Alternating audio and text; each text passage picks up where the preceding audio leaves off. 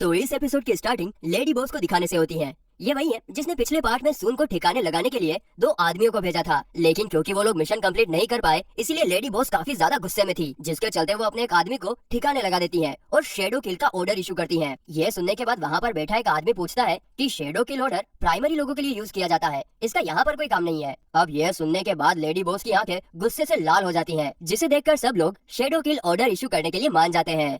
इसके बाद हमें स्कूल का सीन दिखाया जाता है, जहाँ पर हम एक रोबोटिक ड्रोन को देखते हैं, जिसके थ्रू लेडी बॉस सून पर नजर रख रही थी और सून दीवानों की तरह वैंग को पीछे से आवाज लगा रही थी। लेकिन वैंग ठहरा सख्त लोना, वो सून की तरफ मुड़कर तक नहीं देखता। थोड़ी देर बाद गुओ और चेन सून से पूछते हैं कि कल तुम दोनों के बीच कुछ हुआ था क्या, क्योंकि तुम्हारे बॉडीगार्ड्स ने हमें चारों तरफ से घेर रखा था। तभी टीचर वहाँ आकर कहता है कि कल सून और वैंग पर जिन लोगों ने हमला किया था वो लोग आज भी एक्टिव हैं और स्कूल पर हमला कर सकते हैं। यह सुनकर सून कहती है कि मुझे तो ऐसा कुछ भी याद नहीं। तभी जू आकर कहता है कि तुम्हें इसलिए कुछ याद नहीं क्योंकि मैंने उन लोगों को सीक्रेटली पकड़ लिया था। यहाँ पर हमें फ्लैशबैक दिखाया जाता है, जिसमें हमें पता चलता है कि वैंग ने जू पर याददाश्त भुलाने वाला स्पेल यूज किया था और बस इतना ही याद रखने के लिए कहा था कि जो लोग सून को मारने के लिए आए थे उसे जू ने डिफेंड किया था। अब प्रेजेंट में जू कहता है कि सून की सुरक्षा के लिए उन्होंने स्कूल की सिक्योरिटी काफी कड़ी कर दी है। साथ ही में वो उन लोगों को शेडो ऑर्गेनाइजेशन का शेडो किल ऑर्डर दिखाते हैं, जिसके ऊपर जिसका भी नाम लिखा होता है वो अगले दिन का सूरज नहीं देख पाता और इस बार उस पर सून का नाम लिखा हुआ था। ये देखकर सून काफी ज्यादा डर जाती है, मगर जू उसे दिलासा देते हुए कहता है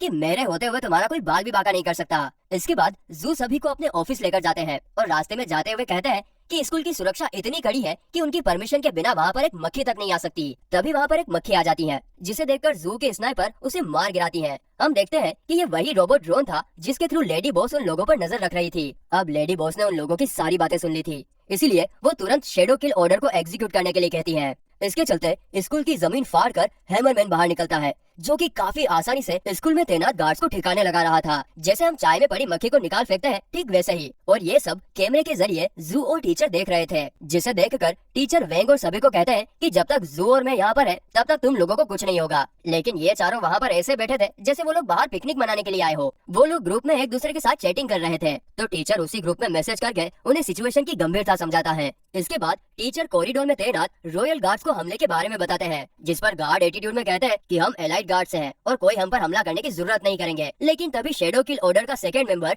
गैसमैन उन पर टॉक्सिक गैस से हमला करता है, जिसे देखकर वे लोग वहाँ से भाग खड़े होते हैं। तभी कोई गैसमैन पर गोली चलाता है, लेकिन गैसमैन उससे काफी आसानी से बच जाता है। वो गोली इतनी तेजी से दीवार में लगती है कि दीवार ब्लास्ट हो जाती है। लेकिन जल्दी हमें पता चलता है कि वो कोई बंदूक की गोली नहीं बल्कि नॉर्मल सा चोक था, जिसे टीचर ने गैसमैन की तरफ फेंका था। दूसरी तरफ हम शेडो किल ऑर्डर के लीडर इनविजिबल मैन को देखते हैं। वो इनविजिबल होकर जू के केबिन के ऊपर खड़ा था।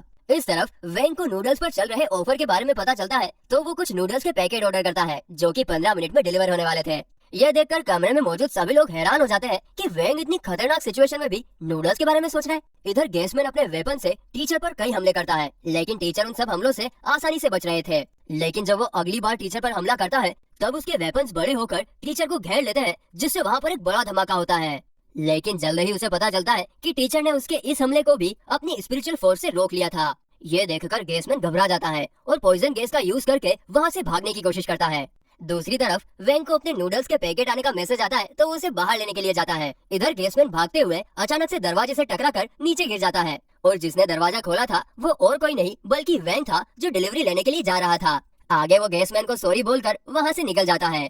तभी टीचर वहाँ आकर गैसमैन को कहते हैं कि क्लास अभी बाकी है, जिसे सुनकर गैसमैन काफी ज्यादा घबरा जाता है। इस तरफ हैमरमैन सभी गार्ड्स को ठिकाने लगाकर वहाँ से जा ही रहा था कि तभी उसके सामने डॉग आ जाता है। दोनों एक दूसरे को पहले तो गुस्से से देखते हैं, लेकिन तभी हैमरमैन को डॉग काफी क्यूट लगता है, तो वो उसे टच करता है। मगर तभी डॉग मौका मिलते ही उसके हाथ पर काट लेता है, जिसे देखकर हैमरमैन उसे दूर फेंक देता है। और तभी उसे पता चलता है कि डॉग ने उसकी स्पिरिचुअल फोर्स अपने में ट्रांसफर कर ली है, जिसके कारण वो बुढ़ा होने लगता है। वहीं हैमरमैन की स्पिरिचुअल फोर्स मिलने पर डॉग जाइंट फ्रॉग में बदल जाता है और वो हैमरमैन पर हमला करने ही वाला था कि हैमरमैन वहाँ से भागने की कोशिश करता है, लेकिन बूढ़ा होने के कारण उसकी हड्डियां जवाब दे देती हैं, जिसके बाद जाइंट फ्रॉग उस पर हमला करता है और वहाँ पर एक बहुत बड़ा धमाका होता है। और फिर इसी तरह सभी लोगों ने मिलकर शेडो किल ऑर्डर के 2 मेंबर को हरा दिया था। अब बस इनविजिबल मैन बचा है। तभी वैंग वहाँ आता है जहाँ पर इनविजिबल मैन छुपा हुआ था। वैंग कहता है, तो तुम यहाँ पर छुपे हुए हो। ये सुनकर इनविजिबल मैन घबरा जाता है, लेकिन जल्द ही वो वैंग को डिलीवरी लेते हुए देखता है और सोचता है कि वैंग इसके बारे में बात कर रहा होगा। इस पर वेंग जवाब देता है कि नहीं, मैं तुमसे ही बात कर रहा था क्योंकि मैं तुम्हें देख सकता हूँ। आगे वेंग ये भी बताता है कि तुम्हारे शैडो किल ऑर्डर के सभी मेंबर पकड़े जा चुके हैं और अब सिर्फ तुम ही बचे हो। और मुझे ये बताते हुए बहुत खेद हो रहा है कि तुम लोग इस मिशन में फेल हो गए हो। अब ये सब सुनकर इनविजिबल मैन को काफी ज्यादा गुस्सा आता है और वो अपनी सारी पावर्स का यूज करते हुए वेंग पर हमला करता है, जिससे एक बहुत बड़ा ब्लास्ट होता है, लेकिन इससे वेंग को एक खरोच तक नहीं आई थी।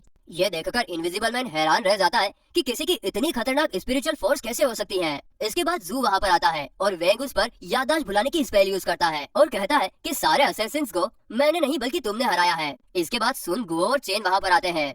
जू उन्हें बताता है कि मैं थोड़ा सा लेट हो गया क्योंकि वेंग उनके हाथों में जख्मी हालत में पड़ा हुआ था, जिसे देखकर सब लोग काफी ज्यादा घबरा जाते हैं। लेकिन हम ऑडियंस को पता है कि वो नाटक कर रहा है। अब इसके कुछ टाइम बाद न्यूज पर बताया जाता है कि जू ने अकेले ही शैडो किल ऑर्डर के सभी मेंबर को ठिकाने लगाया है और फिर इसी के साथ ये एपिसोड खत्म हो जाता है।